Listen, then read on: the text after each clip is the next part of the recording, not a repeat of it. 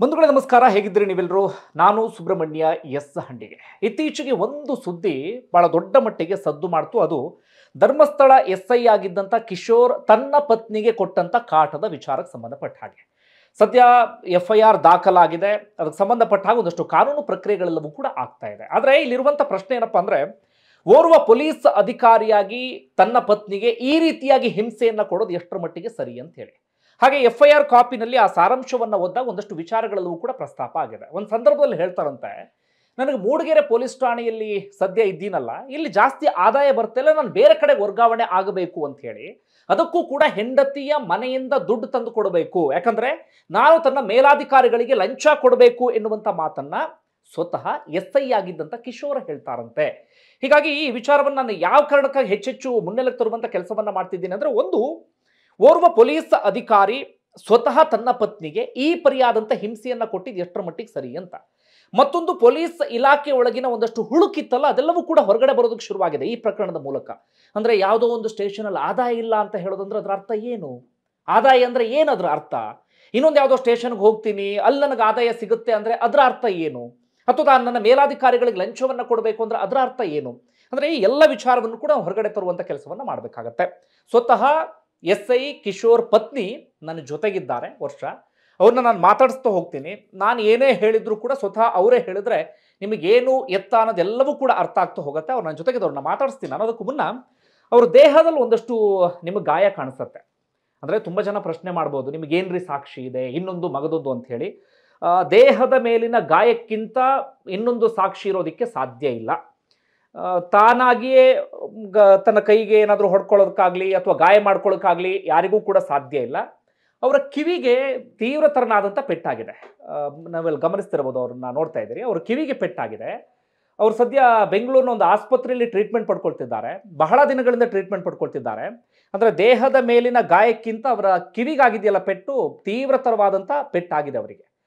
ಅಂದರೆ ಬಹಳ ದೊಡ್ಡ ಮಟ್ಟಿಗೆ ಕಿವಿಗೆ ಡ್ಯಾಮೇಜ್ ಆಗಿದೆ. ಹೀಗಾಗಿ ಅವರು ಸದ್ಯ ಆಸ್ಪತ್ರೆಯಲ್ಲಿ ಚಿಕಿತ್ಸೆ ಪಡಿತಿದ್ದಾರೆ. ನೀವು ಈ ಗಾಯವನ್ನೇನು ಗಮನಿಸ್ತಾ ಇದ್ದೀರಿ, ಇದೆಲ್ಲವೂ ಕೂಡ ಅವ್ರು ಹೇಳ್ತಿರೋ ಪ್ರಕಾರ ಸಿಗರೆಟ್ನಲ್ಲಿ ಸುಟ್ಟ ಗಾಯ. ಅವರ ದೇಹದ ಮೇಲಾದಂಥ ಗಾಯವನ್ನು ನೋಡ್ತಾ ಇದ್ದೀರಿ. ಸ್ವತಃ ತಾನಾಗಿಯೇ ಆ ರೀತಿಯಾಗಿ ಸುಟ್ಕೊಳ್ಳೋಕ್ಕಂತೂ ಸಾಧ್ಯ ಇಲ್ಲ. ಹಾಗೆ ಇನ್ನೊಂದು ಕೈಯಲ್ಲಿ ಗಮನಿಸ್ತಾ ಇದ್ದೀರಿ, ಇಲ್ಲೂ ಕೂಡ ಅವ್ರ ಕೈಗೆ ಯಾವ ರೀತಿಯಾಗಿ ಗಾಯ ಆಗಿದೆ, ಜೊತೆಗೆ ಊದ್ಕೊಂಡಿದೆ ಅನ್ನೋದು ಬಹಳ ಚೆನ್ನಾಗಿ ಗೊತ್ತಾಗ್ತದೆ. ನನ್ನ ಪ್ರಕಾರ ತೀರಾ ಹಳೆ ಗಾಯ ಅಲ್ಲ ಅಂತ ಅಂದ್ಕೊಳ್ತೀನಿ. ಇತ್ತೀಚೆಗೆ ಆಗಿರೋ ಗಾಯದ ರೀತಿಯಲ್ಲಿ ಕಾಣಿಸ್ತಾ ಇದೆ. ಜೊತೆಗೆ ಆ ಗಾಯವನ್ನು ನೋಡ್ತಿದ್ದಾಗ ನಾವು ಬಹಳ ಸ್ಪಷ್ಟವಾಗಿ ಗೊತ್ತಾಗುತ್ತೆ ಯಾವ ಪರಿಯಾಗಿ ಹೊಡೆದಿರಬಹುದು ಅಂತ ಹೇಳಿ. ಹಾಗೆ ಇನ್ನು ತೋರಿಸ್ಬೋದು, ನಿಮ್ಗೆ ಅಭ್ಯಂತರ ಇಲ್ಲ ಅಂದ್ರೆ. ಹಾಗೆ ನೀವು ಇಲ್ಲಿ ಗಮನಿಸ್ತಾ ಇದ್ದೀರಿ, ಇಲ್ಲೂ ಕೂಡ ಈ ಪರಿಯಾದಂಥ ಗಾಯ ಆಗಿದೆ. ಓರ್ವ SI ತನ್ನ ಪತ್ನಿಗೆ ಈ ರೀತಿಯಾಗಿ ಹೊಡೆಯೋದು ಎಷ್ಟರ ಮಟ್ಟಿಗೆ ಸರಿ? ಇದು ಸಹಜವಾಗಿ ಮೂಡುವಂಥ ಪ್ರಶ್ನೆ. ಇದರ ಆಚೆಗೆ ನೀವು ಸಾಕಷ್ಟು ವಿಚಾರವನ್ನು ಇಲ್ಲಿ ಕೇಳ್ತಾ ಹೋಗಬೇಕು. ಏನಂದ್ರೆ, ಪ್ರಮುಖವಾಗಿ ಇವರೇನು ಸುಮ್ಮನೆ ಮದುವೆ ಮಾಡಿಕೊಟ್ಟಿಲ್ಲ ಇವ್ರ ಮನೆಯವರು. ಇವರೇ ಹೇಳ್ತಿರೋ ಪ್ರಕಾರ ಬೇಕಾದಷ್ಟು ಕೊಟ್ಟುಬಿಟ್ಟಿದ್ದಾರೆ ವರದಕ್ಷಿಣೆ ರೂಪದಲ್ಲಿ. ಚಿನ್ನ, ಬೆಳ್ಳಿ, ಹಣ, ಅದಾದ ಬಳಿಕ ಒಂದು ಕಾರ್ ಕೊಡಿಸಿದ್ದಾರೆ. ಬಂಗಾರವೂ ಕೂಡ ಸಾಮಾನ್ಯವಾದಂಥ ಬಂಗಾರ ಅಲ್ಲ. ಮದುವೆಯನ್ನು ಕೂಡ ಎಷ್ಟು ಅದ್ದೂರಿಯಾಗಿ ಮದುವೆ ಮಾಡ್ಕೊಡೋದಕ್ಕೆ ಸಾಧ್ಯವೋ ಅಷ್ಟು ಅದ್ದೂರಿಯಾಗಿ ಮದುವೆ ಮಾಡಿಕೊಟ್ಟಿದ್ದಾರೆ. ಏನಿತ್ತು ಇವ್ರ ಅಪ್ಪ ಅಮ್ಮಂಗೆ ಆಸೆ? ನನ್ನ ಮಗಳು ಹೋದವ್ರ ಮನೇಲಿ ಬಹಳ ಚೆನ್ನಾಗಿರ್ತಾರೆ ಅಂತ ಹೇಳಿ. ಆದರೆ ಇಷ್ಟೆಲ್ಲ ಖರ್ಚು ಮಾಡಿ ಅದ್ದೂರಿಯಾಗಿ ಮದುವೆ ಮಾಡಿಕೊಟ್ಟ ನಂತರ ತನ್ನ ಮಗಳಿಗೆ ಈ ರೀತಿಯಾಗಿ ಹಿಂಸೆಯನ್ನು ಕೊಡೋದಕ್ಕೆ ಶುರು ಮಾಡ್ಕೊಂಡ್ಬಿಟ್ರೆ ಹೆತ್ತವರ ಪರಿಸ್ಥಿತಿ ಹೇಗಾಗ್ಬೇಡ? ಮಾತಾಡಿಸ್ತಾ ಹೋಗೋಣ. ಈಗ ಹೇಗಿದೆ ನಿಮ್ಮ ಆರೋಗ್ಯ? ಸ್ವಲ್ಪ ಪರವಾಗಿಲ್ಲ? ಈಗ ಪರವಾಗಿಲ್ಲ. ನಾನು ಆರಂಭದಿಂದ ಬರ್ತೀನಿ, ಜನಕ್ಕೆ ಅರ್ಥ ಆಗಲಿ ಅನ್ನೋ ಕಾರಣಕ್ಕಾಗಿ. ಜೊತೆಗೆ ನಿಮ್ಮ ಈ ವಿಚಾರ ಏನಿದೆ, ಒಂದಷ್ಟು ಜನರಲ್ಲಿ ಒಂದು ರೀತಿಯಲ್ಲಿ ಎಚ್ಚರಿಕೆ ಮೂಡಿಸ್ಬೇಕು ಅಥವಾ ಭಯ ಮೂಡಿಸ್ಬೇಕು. ಅಂದರೆ ಹೆಂಡತಿಗೆ ಯಾರ್ಯಾರು ಕಾಟ ಕೊಡ್ತಿರ್ತಾರೆ ಅವರಿಗೆ ಭಯ ಮೂಡಿಸ್ಬೇಕು. ನಾವು ಈ ರೀತಿಯಾಗಿ ನಮ್ಮ ಹೆಂಡತಿ ಕಾಟ ಕೊಡಬಾರ್ದು ಅಂತ. ಆ ಕಾರಣಕ್ಕಾಗಿ ನಿಮ್ಮೆಲ್ಲ ವಿಚಾರವನ್ನು ಕೂಡ ನಾನು ಕೇಳ್ತಾ ಹೋಗ್ತೀನಿ. ನಿಮ್ಮ ಮದುವೆ ಆಗಿದ್ದು ಯಾವಾಗ? ಏನು ಅರೇಂಜ್ ಮ್ಯಾರೇಜಾ ಹೇಗೆ ಅಂತ? ಅದು ಫೆಬ್ 2024 ಅಲ್ಲಿ ನಮ್ಮ ಮದುವೆ ಆಗಿದ್ದು. ಎಂಗೇಜ್ಮೆಂಟ್ ಆಗಿದ್ದು November 24, 2023 ಅಲ್ಲಿ. ಎಂಗೇಜ್ಮೆಂಟ್ ನಂತರ ಎಲ್ಲ ಪ್ರಾಬ್ಲಮ್ಸ್ ಶುರು ಆಗಿದ್ದು ಸರ್. ಎಂಗೇಜ್ಮೆಂಟ್ ಆಗಿ ಒಂದು 4th ಡೇ ಏನೋ ನನ್ನ ಕಾರ್ ಕೇಳ್ತೀನಿ ಕಣೆ, ಫೋನ್ ಮಾಡಿ ಅಂತ ಹೇಳ್ತಾರೆ. ಅವಾಗ ನಾನು ಇದ್ಕೊಂಡು ಹೇಳ್ತೀನಿ, ನನ್ನ ತಂದೆ ಹತ್ರ ಮಾತಾಡ್ಕೊಳ್ಳಿ, ನನ್ನ ಹತ್ರ ಇದೆಲ್ಲ ಹೋಗಬೇಡಿ ಅಂತ ಹೇಳ್ತೀನಿ. ಅವಾಗ ಅವ್ರು ನನ್ನ ತಂದೆ ಕಾಲ್ ಮಾಡಿ ಮಾತಾಡ್ತಾರೆ. ಅವ್ರ ನನ್ನ ತಂದೆ ಹೇಳ್ತಾರೆ, ಇದೆಲ್ಲ ನಾವು ಮಾತಾಡೇ ಇಲ್ಲ, ಮಾತುಕತೆ ಅನ್ನೋದೇ ಮಾಡಿಲ್ಲ ಅಂತ. ಅದ್ರ ನಂತರ ಸ್ವಲ್ಪ ದಿನ ಆದ್ಮೇಲೆ ನನ್ನ ತಂದೆ ಒಪ್ತಾರೆ, ಆಯ್ತು ಕಾಡ್ಕೊಳ್ಳೋಣ, ಇರೋಳೊಬ್ಳು ಮಗಳು, ಸರಿ ಆಯ್ತು ಅಂತ. ಅದಾದ್ಮೇಲೆ ಸದ್ಯಕ್ಕೇನು ಅಂತ ಇಶ್ಯೂಸ್ ಇರಲ್ಲ ಸರ್. ಮದುವೆ ಆಗುತ್ತೆ ಫೆಬ್ಬಲ್ಲಿ, ಆಮೇಲೆ ಒಂದೊಂದೇ ಸ್ಟಾರ್ಟ್ ಆಗ್ತಾವೆ. ಓಕೆ, ನಾನು ಈಗ ಮದುವೆ ವಿಚಾರಕ್ಕೆ ಬರ್ತೀನಿ. ಮದುವೆ ಮಾಡಿಕೊಡೋ ಸಂದರ್ಭದಲ್ಲಿ ಏನೇನು ಕೊಟ್ಟಿದ್ರು ಹುಡುಗನ ಮನೆಗೆ? ನಾವ 3 kg ಬೆಳ್ಳಿ ಕೊಟ್ಟಿದ್ರು. 3 kg ಬೆಳ್ಳಿ, 3 kg ಬೆಳ್ಳಿ, ಆಮೇಲೆ 10 ಲಕ್ಷ ಕ್ಯಾಶ್ ಕೊಟ್ಟಿದ್ರು. ಆಮೇಲೆ ಉಂಗುರ, ಎಂಗೇಜ್ಮೆಂಟ್ಗೆ ಬ್ರೇಸ್ಲೆಟ್, ಚೈನ್ ಇದೆಲ್ಲ ಕೊಟ್ಟಿದ್ರು ಸರ್. ಮತ್ತೆ ಏನ್ ಬಟ್ಟೆ ಏನ್ ಕೊಡ್ಬೇಕು ಪ್ರತಿಯೊಂದು ನೀಟ್. ಏನಾದ್ರು ನೆನಪಿದ್ಯಾ ಎಷ್ಟು ಬಂಗಾರ ಏನ್ ಹಾಕಿದ್ರು ಅಂತ? 850 ಗ್ರಾಮ್ ಅಷ್ಟು. 850 ಗ್ರಾಮ್ ಚಿನ್ನ ಕೊಟ್ಟಿದ್ರು. ಅಲ್ಲ, ಜನಕ್ಕೆ ಅರ್ಥ ಆಗ್ಲಿ ಅನ್ನೋ ಕಾರಣಕ್ಕೆ ಅದನ್ನ ಕೇಳ್ತಾ ಇದ್ದೀನಿ. ನಿಮ್ಗೆ 850 ಗ್ರಾಮ್ ಚಿನ್ನ ನಿಮ್ ಮನೆಯವ್ರು ಹಾಕಿದ್ರು. ಹಾಗೆ ನಿಮ್ ಗಂಡಂಗೆ ಒಂದು ಬ್ರಾಸ್ಲೆಟ್ ಕೊಟ್ಟಿದ್ರು, ಬೆಳ್ಳಿ ಕೊಟ್ಟಿದ್ರು ಒಂದು 3 kg, ಜೊತೆಗೆ ಅವ್ರಿಗೆ ಒಂದು ಚೈನ್ 100-150 ಗ್ರಾಮ್ನಷ್ಟು ಚೈನ್ ಕೊಟ್ಟಿದ್ರು, 10 ಲಕ್ಷ ರೂಪಾಯಿ ಕ್ಯಾಶ್ ಕೊಟ್ಟಿದ್ರು. ಜೊತೆಗೆ ಎಂಗೇಜ್ಮೆಂಟ್ ಸಂದರ್ಭದಲ್ಲಿ ಬಂದು ಕೇಳ್ತಾರೆ, ಎಂಗೇಜ್ಮೆಂಟ್ ಆಗಿ ಸ್ವಲ್ಪ ದಿನಕ್ಕೆ ನನಗೊಂದು ಕಾರ್ ಬೇಕು ಅಂತ ಕಾರನ್ನು ಕೊಡಿಸಿದ್ರು. ಓಕೆ, ಮದುವೆಗೆ ಎಷ್ಟು ಖರ್ಚು ಮಾಡಿದ್ರು ಹೆಚ್ಚು ಕಡಿಮೆ ನಿಮ್ಗೆ ಗೊತ್ತಿರೋ ಹಾಗೆ? ನನ್ಗೆ ಗೊತ್ತಿರೋ ಹಾಗೆ ಒಂದು 1 ಕೋಟಿ ಅಷ್ಟೇ ಆಲ್ಮೋಸ್ಟ್. ಹೆಚ್ಚು ಕಡಿಮೆ ಒಂದು ಕೋಟಿ ಹತ್ತತ್ರ. ಹಾಗಾದ್ರೆ ಏನ್ ಸಮಸ್ಯೆ ಅಂತ ಅವರಿಗೆ? ಅದೇ ಟ್ರಾನ್ಸ್ಫರ್ಗೆ ಅಮೌಂಟ್ ಬೇಕು, ಹೋಗಿ ಇಸ್ಕೊಂಬ, ಹೊರಡು ನೀನು ಈಗಲೇ ಹೋಗಿ ಇಸ್ಕೊಂಬ. ಆಮೇಲೆ ಪ್ರತಿಯೊಂದಕ್ಕೂ ಸರ್ ಇದು ಒಂದೇ ಅಂತ ನಾನು ಹೇಳಕ್ ಸಾಧ್ಯನೇ, ನಂಗೆ ಗೊತ್ತಾಗ್ತಾ ಇಲ್ಲ ಏನೇನು ಕೇಳಬೇಕು ಅಂತ. ಪ್ರತಿಯೊಂದಕ್ಕೂ ಟಾರ್ಚರ್, ಹೊಡಿಯೋದು. ನಾನು ಏನು ಮಾತಾಡಂಗೆ ಇರಲಿಲ್ಲ ಅವ್ರಿಗೆ ಅಪೋಸ್ ಆಗಿ. ಅಲ್ಲಿ ಯಾಕೆ ಹೊಡಿತೀರಾ ಅಂತ ಕೇಳಂಗೂ ಇಲ್ಲ. ಅವಾಗ ಇನ್ನೂ ಡಬಲ್ ಏಟ್ ಬೀಳ್ತಿತ್ತು ನನಗೆ. ಆಮೇಲೆ ಏನು ಮಾಡೋದು, ನಿಮ್ಮ ಅಪ್ಪ ಅಮ್ಮ ಏನು ಕೊಟ್ಬಿಟ್ಟಿದ್ದಾರೆ. ಈಗಿರೋ ನಮ್ಮ ಸಿಟಿಲಿ ನಾಗರಬಾವಿಲಿರೋ ಮನೆಯಿಂದ ಹಿಡಿದು ನಮ್ಮ ಇನೋವಾ ಕಾರು, ನಮ್ಮ ಪ್ರಾಪರ್ಟಿ ಏನಿದೆ ಅಂತಂದ್ರೆ ಅದನ್ನೆಲ್ಲ ಪಾಪ ಈಗಲೇ ಫೋನ್ ಮಾಡು, ಅವ್ರ ತಂದೆ ಹತ್ರ ಮಾತಾಡು, ಈಗಲೇ ಎಲ್ಲಾನು ಬರ್ಸ್ಕೊಳ್ಳೋಣ ಅಂತೆಲ್ಲ ಹೇಳ್ತಾ ಇದ್ರು ಸರ್. ಪಕ್ಕದ ರೂಮ್ಗೆ ಹೋಗಿ ನನ್ನ ಮುಂದೆ ಎಲ್ಲ ಇದನ್ನ ಯಾವತ್ತೂ ಇದು ಮಾಡಿರಲಿಲ್ಲ ಸರ್. ಅವ್ರ ತಾಯಿ ಫೋನ್ ಮಾಡೋಳಗೆ ಹೊಡಿಯೋ ಸರಿಯಾಗಿ, ಇಕ್ಕೋ ಸರಿಯಾಗಿ, ಅವಳಿಗೆ ಇನ್ನೊಂದು 4 ಕೊಡು ಅಂತ ಅವ್ರು ಫೋನ್ ಮಾಡೋರು ಸರ್, ನಮ್ಮ ಅತ್ತೆ ಅವರು. ಟ್ರಾನ್ಸ್ಫರ್ ಅಂದ್ರೆ ಎಲ್ಲಿದ್ರು ಅವರು? ಸರ್ ನಾವು ಫಸ್ಟ್ ಮೂಡಿಗೆರೆಯಲ್ಲಿ ಫಸ್ಟ್ ಇದ್ವಿ. ಮದುವೆ ಆಗಿ ಸ್ವಲ್ಪ 1 ಮಂತ್ ಆದ್ಮೇಲೆ ನಾನು ಹೋದೆ. ಅಲ್ಲೊಂದು 3 months ಇದ್ವಿ. ಅಲ್ಲಿಂದ ಯಾಕಂತೆ ಟ್ರಾನ್ಸ್ಫರ್ ಯಾಕೆ ಅಂತ ಕೇಳ್ತಿದ್ರು ಅವರು? ಅವ್ರೇನಕ್ಕಂದ್ರೆ ಇನ್ಕಮ್ ಇರಲಿಲ್ಲ ಮೂಡಿಗೆರೆ ಸ್ಟೇಷನ್ ಇನ್ಕಮ್ ಇಲ್ಲ. ಧರ್ಮಸ್ಥಳಕ್ಕೆ ಇನ್ಕಮ್ ನಮ್ಗೆ ಜಾಸ್ತಿ ಆಗ್ತಾ ಹೋಗುತ್ತೆ, ಹೋಗಿ ಅದಕ್ಕೆ ಟ್ರಾನ್ಸ್ಫರ್ಗೆ ಹೋಗಿ ಇಸ್ಕೊಂಬಾ ಅಂತ ಟಾರ್ಚರ್ ಸ್ಟಾರ್ಟ್ ಆಗಿತ್ತು ಸರ್ ನನಗೆ. ಹೇಳ್ತಿದ್ರ ಅಂದ್ರೆ ಟ್ರಾನ್ಸ್ಫರ್ ದುಡ್ಡು ಬೇಕು ಅಂತಿದ್ರು? ಹೌದು, ಹೋಗಿ ನಿಮ್ಮ ಅಪ್ಪನ ಕೇಳ್ಕೊಂಬ ಅಂತ. ಹೌದೌದು, ಬೇರೆ ಅದೇ SP ಅವ್ರಿಗೆಲ್ಲ ಕೊಡ್ಬೇಕು ಅಂತೆಲ್ಲ ಕೇಳ್ತಿದ್ರು ಸರ್. ನಾನು ಯಾವ್ದು ನನ್ನ ತಾಯಿಗೆ ಏನು ತಿಳಿಸ್ತಾ ಇರ್ಲಿಲ್ಲ. ಅವ್ರಿಗೆ ಏನು ಇದು ಬೇಡವಾಗಿದ್ದ ವಿಚಾರ ಅಂತ ನಾನು ಏನು ಹೇಳ್ತಿರ್ಲಿಲ್ಲ ಸರ್. ಇದೊಂದು ವಿಚಾರ. ಮತ್ತೆ ಈಗ ಧರ್ಮಸ್ಥಳ ಟ್ರಾನ್ಸ್ಫರ್ ಆದ್ವಲ್ಲ, ಅವಾಗ ಏನು ಇದು ಅಡ್ವಾನ್ಸ್ ನಮ್ಮ ಮನೆ ಕೊಡ್ತೀವೋ ಅದನ್ನು ಹೋಗು, ಅದನ್ನು ಅಡ್ವಾನ್ಸ್ ಇಸ್ಕೊಂಬಾರೆ. ಇದಿದೆ ಲ್ಯಾಂಗ್ವೇಜ್ ಅಲ್ಲಿ ಸರ್. ಬಾಡಿಗೆ ಕಟ್ಟಕ್ಕೆ ಹೇಳಿ ಏನೇ ಕೊಟ್ಬಿಟ್ಟಿದ್ದಾರೆ, ಏನೇ ಮಾಡಿದಾರೆ, ಮದುವೆ ಆದ್ಮೇಲೆ ಏನೇ ಮಾಡಿದ್ರು ಅಂತ. ನಾನು ಇನ್ನೇನಕ್ಕೆ ಸಾಕ್ಬೇಕು, ಏನ್ ಮಾಡಿದಾರೆ ಅಂತ ಸಾಕ್ಲಿ ಅಂತಾನೆ ಕ್ವಶನ್ ಸರ್ ಇಲ್ಲಿ. ಆಮೇಲೆ ಈಗ ತರಕಾರಿ ತಂದು ಇಡ್ತಾನೆ ಅಂತಾನೆ ಇಟ್ಕೊಳ್ಳಿ ಅವರು. ಇದು ನೋಡು, ನಾನು ಮಾಡ್ಬೇಕಾಗಿರೋ ಕೆಲಸ, ನಿಮ್ಮ ತಾಯಿ ಮಾಡ್ಬೇಕಾಗಿರೋ ಕೆಲಸ ನಾನು ಮಾಡ್ತೀನಿ ನೋಡು. ಒಂದಿನಾದ್ರೂ ಮಾಡಿದಾರ ಈ ತರ? ಒಂದಿನ ನಿನ್ನ ನೋಡ್ಕೊಂಡಿದಾರ ಈ ತರ ತರಕಾರಿ ಎಲ್ಲ ತಂದ್ಕೊಟ್ಟು, ಹಸಿಟ್ಟೆಲ್ಲ ತಂದ್ಕೊಟ್ಟು? ಈ ತರ ಸರ್ ಹೊಡಿತಿದ್ರ ಸರ್. ಅದನ್ನ ಹೇಳಕ್ಕೆ ನನಗೆ ಆಗಲ್ಲ. ಬೆನ್ನೆಲ್ಲ ವೀಸಿಂಗ್ ಎಲ್ಲ ಜಾಸ್ತಿ ಆಗ್ಬಿಟ್ಟಿದ್ದಾರೆ ಸರ್ ನನಗಂತೂ. ಬೆನ್ನೆಲ್ಲ ಚೆನ್ನಾಗಿ ಹೊಡಿದ, ಆಮೇಲೆ ಕೈ ಎಲ್ಲ ಗಾಯ ಮಾಡೋದು. ಆಮೇಲೆ ಒಂದ್ಸಲಿ ಒಂದು 3-4 months ಬ್ಯಾಕ್ ಸರ್, ಒಂದು ಬೆಳಾಳಲ್ಲಿ ಒಂದು ಕೇಸ್ ಆಯಿತು.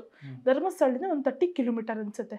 ಕೇಸ್ ಮೇಲೆ ಹೋಗಿ ಅಲ್ಲಿ ವೆಪನ್ ಯೂಸ್ ಮಾಡೋದು ಏನೋ ಗೊತ್ತಿಲ್ಲ ಸರ್. ಅಲ್ಲಿಂದ ಮನೆಗೆ ಬಂದರು, ಡ್ರಾಯರ್ ಎಲ್ಲ ಎತ್ತಿಟ್ಟಿದ್ರು. ಮಾರ್ನಿಂಗ್ ಏನಕ್ಕೂ ಜಗಳ ಶುರು ಆಯಿತು ಸರ್, ಐ ಡೋಂಟ್ ನೋ ಏನಕ್ಕೆ ಅಂತ. ಆವಾಗ ಡ್ರಾಯರ್ ಓಪನ್ ಮಾಡಿ ಗನ್ನ ಹಿಂಗಿಟ್ರು. ಪಾಪ ನೀನು ಹೀಗೆ ಹೇಳಿದ್ರೆ ಈಗ ನಾನು ಅವಳನ್ನ ಮುಗಿಸ್ತೀನಿ ಅಂತ ಅವ್ರ ತಂದೆ ಹೇಳಿದ್ರು ಸರ್. ಇಷ್ಟು ಆಯಿತು. ಆಮೇಲೆ ಪ್ರತಿದಿನ ಹಿಂಗೆ ಒಂದೊಂದಕ್ಕೆ ಶುರು ಆಗ್ತಿತ್ತು ಸರ್. ಇನ್ನು ಒಂದಿನ ಏನು ಕಮ್ಮಿ ನಂಗಿಲ್ಲ. ಜಗಳ ಅಂತೂ ಇಟ್ ವಾಸ್ ರೆಗ್ಯುಲರ್ ಫಾರ್ ನನಗಂತೂ ಹಂಗೆ ಆಗ್ಬಿಟ್ಟಿತ್ತು ಇಲ್ಲಿ. ನನ್ನಂತೂ SDM ಹಾಸ್ಪಿಟ್ಲಿಗೆ ಎಷ್ಟು ಸರಿ ಹೋದ್ರು ಮನೇಲಿ ಹೇಳ್ಕೊಟ್ಬಿಡ್ತಿದ್ರು. ಏನಂತ, ನೀನು ಬಿದ್ದಿದ್ಯಾ ಅಂತ ಹೇಳು, ಇನ್ನೇನು ಹೇಳಕ್ ಹೋಗ್ಬೇಡ. ENTಗೂ ಅಷ್ಟೇ ಕಿವಿಗೆ ಹಿಂಗೆ ಸರಿ ಕಪ್ಪಾಳದಿಂದ ಬಿತ್ತು ಸರ್, ಕಿವಿಯಿಂದನೂ ಹಿಡಿದು ಬ್ಲಡ್ ಬಂದ್ಬಿಡ್ತು. ನಾನು ಹೇಳಿದೆ ENTಗೆ ಹೋಗ್ಬೇಕು, ನಂಗೆ ಹಿಂಗೆ ಆಗೋಗಿದೆ ಅಂತ. ನಂಗೆ ಕರ್ಕೊಂಡು ಹೋಗಲ್ಲ, ನೀನು ಹೋಗಿ ಕೊಡ್ದು. ಅವರೇ ಕರ್ಕೊಂಡು ಹೋದ್ರು. ನಾನು ಹೇಳಬೇಕಲ್ಲ ಸರ್, ನಾನು ಹುಷಾರು ತಪ್ಪಿದ್ದೀನಿ ಅಂತ ನಂಗೆ ಆಗ್ತಿರ್ಲಿಲ್ಲ, ಕರ್ಕೊಂಡು ಹೋಗ್ಲಿಲ್ಲ ಸರ್. ಆಮೇಲೆ ಕರ್ಕೊಂಡೋಗಿ ಒಂದು ಪೇನ್ ಕಿಲ್ಲರ್ ಕೊಡಿಸಿ ವಾಪಸ್ ಕರ್ಕೊಂಬಂದರು. ಮತ್ತು ಬೆನ್ನಿಗೆ ಚೆನ್ನಾಗಿ ಗುದ್ದುಬಿಟ್ಟಿದ್ರು. ವೀಸಿಂಗ್ ಜಾಸ್ತಿ ಆಗ್ಬಿಟ್ಟಿತ್ತು ನನಗೆ, ಸಿಕ್ಕಾಪಟ್ಟೆ ವೀಸಿಂಗ್ ಜಾಸ್ತಿ ಆಗ್ಬಿಟ್ಟಿತ್ತು. ಅವಾಗ ಹಾಸ್ಪಿಟಲ್ ಕೇಳ್ತಿರ್ಲಿಲ್ವಾ ಏನಾಗಿದ್ದು ಅಂತ? ಎಲ್ಲ ಕಡೆ ಕೇಳಿದ್ರು, ಇಷ್ಟು ಕಂಪ್ಲೀಟಾಗಿ ಮಾರ್ಕ್ ಆದಾಗಲೂ ಕೇಳಿದ್ರು. ಬಿದ್ದು ಬಂದೆ ಕೊನೆ ಕ್ವಶನೇ ಕೇಳ್ಬಿಟ್ಟು ಅಲ್ಲಿರೋ ಬ್ರದರ್ ಸಿಸ್ಟರ್ಸ್ ಎಲ್ಲ, ಎಷ್ಟು ಸಲ ಬಿದ್ದು ಬರ್ತೀಯಮ್ಮ? ಅಲ್ಲಿ ಒಬ್ರು ಗೊತ್ತಿರೋರು ಇದ್ದಾರೆ ಸರ್, ಅವರು ನಮಗೆಲ್ಲ ಟ್ರೀಟ್ಮೆಂಟ್ ಎಲ್ಲ ನಮ್ಗೆ ವ್ಯವಸ್ಥೆ ಮಾಡಿಕೊಡ್ತಿದ್ದು ಚೆನ್ನಾಗಿ. ನಾನು ಒಂದು ಗಾಯ ನೋಡಿದೆ, ಸಿಗರೇಟ್ ಅಲ್ಲಿ ಸುಟ್ಟಂಗೆಲ್ಲ ಇದೆ. ಹೌದು, ಇದಾಗಿದೆ 21st ನೈಟ್. ಏನಿದೆ ಇಷ್ಟು ಗಾಯಗಳು 21st ನೈಟ್ ನಡೆದಿದ್ದು, 9 o'clock ಇಂದ 12 o'clock ವರೆಗೂ. ಆಮೇಲೆ 1 month ಬ್ಯಾಕ್ ಅನ್ಸುತ್ತೆ, ನಮ್ಮ ಅತ್ತೆ ಮಾವ ನನ್ನ ಮೈದ ನಮ್ಮ ಅತ್ತೆ ಅವರು ರೂಮ್ಗೆ ಹಾಕೊಂಡು ಕತ್ತೆಲ್ಲ ಇಸ್ಕಕ್ಕೆ ಹೋಗಿ ಫುಲ್ ಹೊಡಿಯಕ್ಕೆ ಹೋಗಿ ಕಪ್ಪ ನಮ್ಮ ಮಾವ ಈ ಕಡೆಯಿಂದ ಕಪ್ಪಳ, ಒಬ್ರು ಈ ಕಡೆಯಿಂದ ಕಪ್ಪಳ, ನಮ್ಮ ಅತ್ತೆ ಕಂಪ್ಲೀಟಾಗಿ ಜುಟ್ಟೆಲ್ಲ ಹಿಂಗೆ ಹಿಡ್ದು ನನ್ನ ಮೈದಾನ ಹೊಡ್ದು, ನನ್ನ ಟೀಪಾಯಿ ಮೇಲೆ ಇದ್ದಿದ್ದು ನನ್ನ ಫೋನ್ನ ನನ್ನ ಮೈದಾನೇ ಕಿತ್ಕೊಂಡು ವಿತ್ ಚಾರ್ಜರ್ ಎತ್ಕೊಂಡು ಹೊರಟ್ರು ಸರ್ ಬೆಂಗಳೂರು ಕಡೆಗೆ ಅವರು. ಅವತ್ತು ಫೋನ್ ಕೊಡಲಿಲ್ಲ ನಿಮಗೆ? ಅಂತ 2 ಮಂತ್ಸಿಂದ ಫೋನೇ ಇಲ್ಲ ಸರ್. 2 ತಿಂಗಳಿಂದ ಫೋನೇ ಇಲ್ಲ. ಏನಂತ ಮಾತಾಡ್ತೀನಿ ನಿಮ್ಮ ಅಪ್ಪ ಅಮ್ಮನ ಹತ್ರ? ಅವ್ರು ಇನ್ನು ನಿಮ್ಮ ಪಾಲಕ್ಕೆ ಸತ್ತೋಗಿದ್ದಾರೆ ಕಣೆ, ಅವ್ರ ಹತ್ರ ಮಾತಾಡಿ ಏನು ಉಪಯೋಗ? ಏನು ಕೊಟ್ಟಿದ್ದಾರೆ ನಿನಗೆ? ಅದಕ್ಕೆ ಹೊಡಿಯೋರು ಸರ್. ಆಮೇಲೆ ನಾನು ಫೋನ್ ಕೇಳಂಗೂ ಇರಲಿಲ್ಲ ಸರ್. ಫೋನ್ ಕೇಳಿದ್ರೇ ಬೇರೆ ಥರ ಬರ್ರಿ ಹಿಂಗೆ ಸರ್. ತುಂಬ ಟ್ರಿಗರ್ ಅವ್ರು 4 ಜನ ಟ್ರಿಗರ್ ಸರ್. ಒಬ್ರಿಗಿಂತ ಒಬ್ರು ಕಮ್ಮಿ ಅನ್ನಂಗಿಲ್ಲ. ಎಲ್ರು ಆಲ್ಮೋಸ್ಟ್ ಎಲ್ಲ ಈಕ್ವಲ್ ಸರ್. 4 ಮೆಂಬರ್ಸು ಚೆನ್ನಾಗಿ ಹಾಕಿ ಗುದ್ದಿಯೋರು ಸರ್. ಆಮೇಲೆ ಇಲ್ಲಿ ಚೆನ್ನಾಗಿ ಗುದ್ಬಿಟ್ಟಿದ್ರು. ಇಲ್ಲಿ ಫುಲ್ ತುಟಿ ಕಿತ್ತೋಗಿತ್ತು. ಒಂಚೂರು ಟೀತ್ ಪೇಯ್ನ್ ಇತ್ತು ಸರ್. ಈಗ ಸ್ವಲ್ಪ ಕಮ್ಮಿ ಆಗಿದೆ, ಪರವಾಗಿಲ್ಲ, ಏನಂತ ಇದಿಲ್ಲ. ಏನು ಓದ್ಕೊಂಡಿದ್ರಿ ನೀವು? ನಾನಾ BBA BBM ಆಗಿದೆ.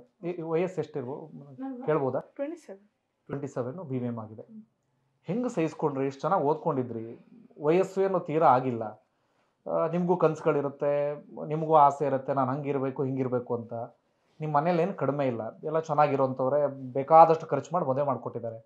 ಹೆಂಗೆ ಸಹಿಸ್ಕೊಂಡ್ರಿ? ಯಾಕೆ ಸಹಿಸ್ಕೊಂಡ್ರಿ? ಎಲ್ಲ ಇವತ್ತು ಸರಿ ಹೋಗ್ಬೋದು, ನಾಳೆ ಸರಿ ಹೋಗ್ಬೋದು. ಆಮೇಲೆ ಇರೋಳೊಬ್ಳು ಮಗಳನ್ನ ಕೊಟ್ಟಿದ್ದಾರೆ, ಅವ್ರು ಕೊರ್ಕೊಂಡಲ್ಲಿ ಇರಬಾರ್ದು. ಹೇಳ್ಬಿಟ್ರೆ ಇವತ್ತೇನಾಗುತ್ತೋ. ಇಡೀ ದೊಡ್ಡ ಫ್ಯಾಮಿಲಿ ಬಿಡಿ, ಬರೀ ನಮ್ಮ ಪೇರೆಂಟ್ಸ್ ಅಂತಲ್ಲ, ನನ್ನ ಕಸಿನ್ಸ್, ನಂಗೆಲ್ಲ ದೊಡ್ಡ ಫ್ಯಾಮಿಲಿನೇ ಇದೆ. ಹೇಳ್ಕೊಬೋದಿತ್ತು. ನಂಗೆ ಯಾಕೆ ಅವ್ರಿಗೆ ಆ ಕಷ್ಟ ಕೊಡಬೇಕು ಅಂತ ನಾನು ಮನಸ್ಸಲ್ಲಿ ಹಿಂಗೆ ಇಟ್ಕೊಂಡು ಮರ್ಯಾದೆ ಪ್ರಶ್ನೆ ಅಂತ ನಾನು ಇದ್ದೆ ಸರ್.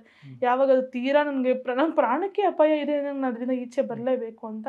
ಆಮೇಲೆ 21st ನೈಟ್ ಸರ್ ಕಂಪ್ಲೀಟಾಗಿ ಬೆಡ್ ಮೇಲೆ ಹಾಕೊಂಡ್ಬಿಟ್ಟು ಹೊಟ್ಟೆ ಮೇಲೆ ಕೂತ್ಕೊಂಡು ಪಿಲ್ಲೋ ಇಟ್ಕೊಂಡು ಕಂಪ್ಲೀಟಾಗಿ ಪ್ರೆಸ್ ಮಾಡಿಬಿಟ್ರು ಸರ್ ಕಿಶೋರ್ ಅವರು.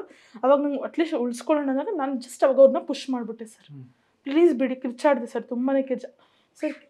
ಈಗ ಪೇಯ್ನ್ ಆದರೆ ಕಿರ್ಚಿರ್ಬೇಕಲ್ವ ಸರ್, ನಾ ಯಾರೇ ಆಗಲಿ ಕಿರ್ಚಬಾರ್ದಿತ್ತು ಸರ್. ಅವಾಗ ಇನ್ನೂ ಜಾಸ್ತಿ ಏಟು.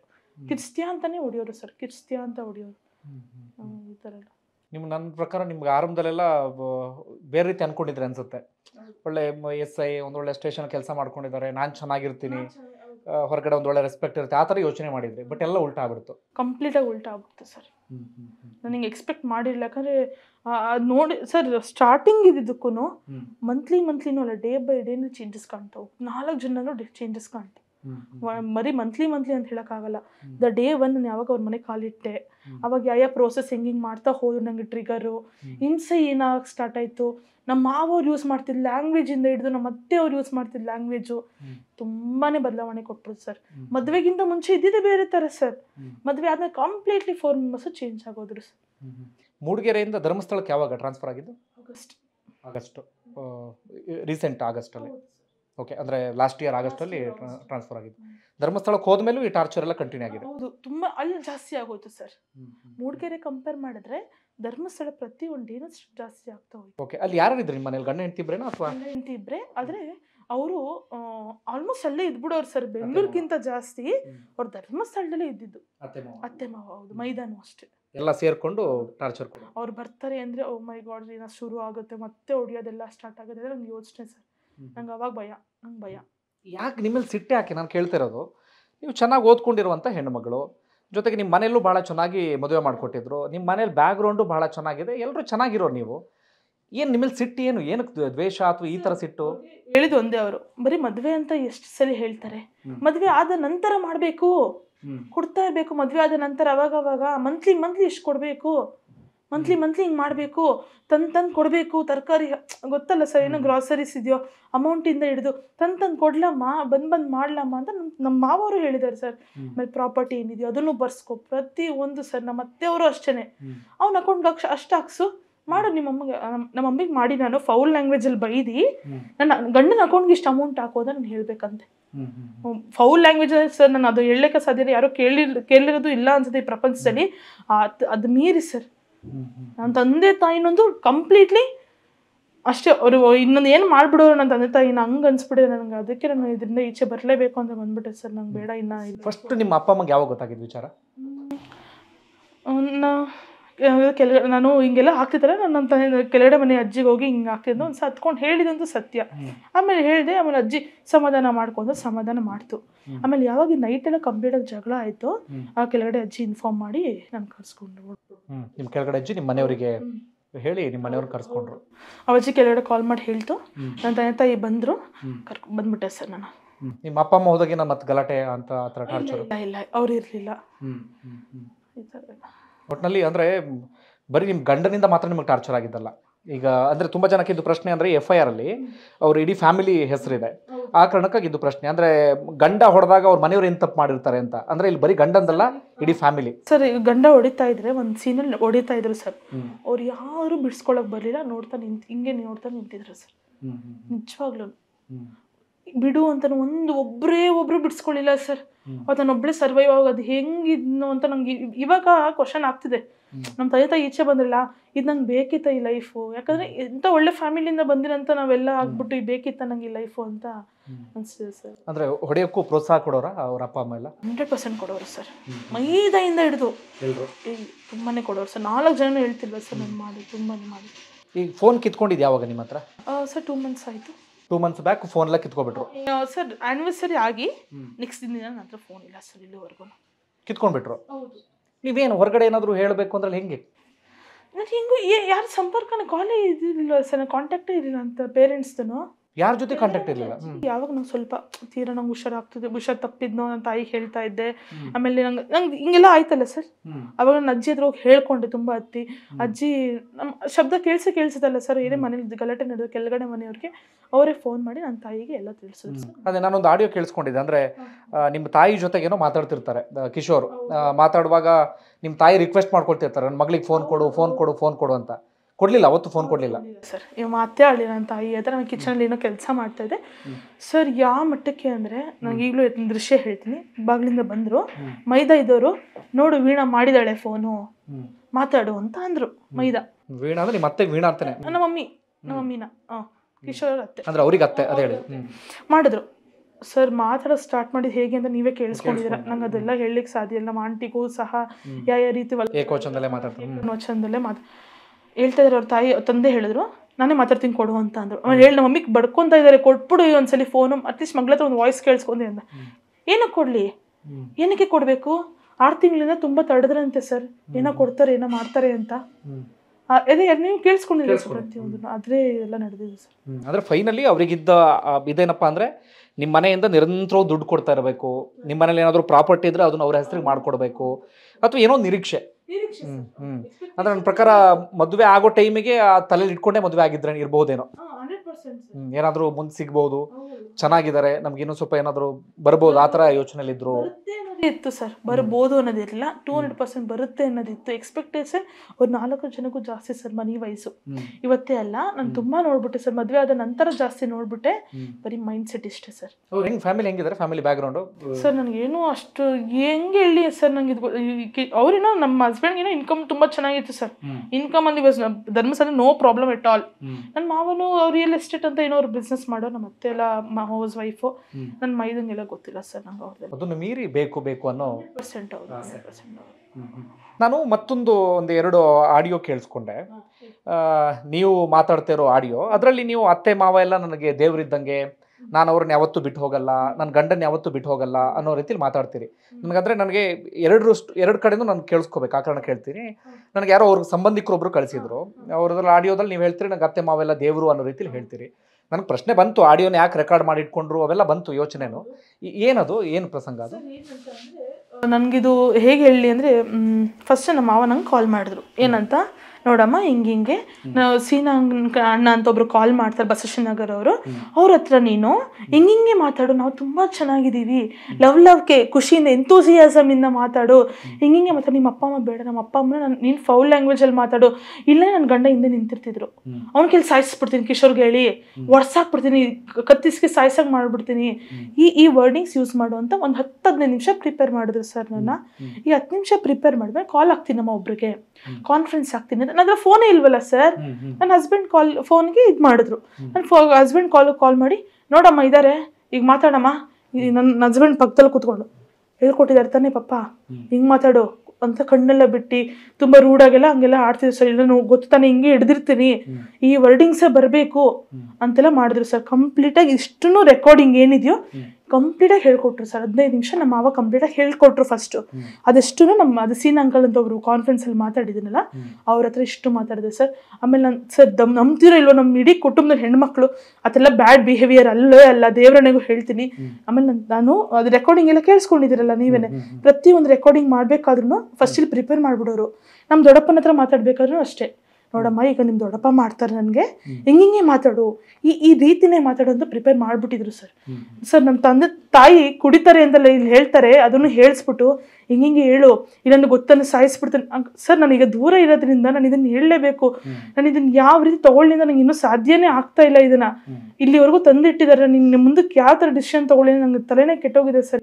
ಅಂದ್ರೆ ಅದು ಮನಪೂರ್ವಕವಾಗಿ ಮಾತಾಡಿದ್ದಲ್ಲ, ಒತ್ತಾಯಪೂರ್ವಕವಾಗಿ ಮಾತಾಡ್ಸಿದ್ದು, ಒತ್ತಾಯಪೂರ್ವಕವಾಗಿ ಮಾಡಿಸಿದ್ದು ಸರ್ ಇದು.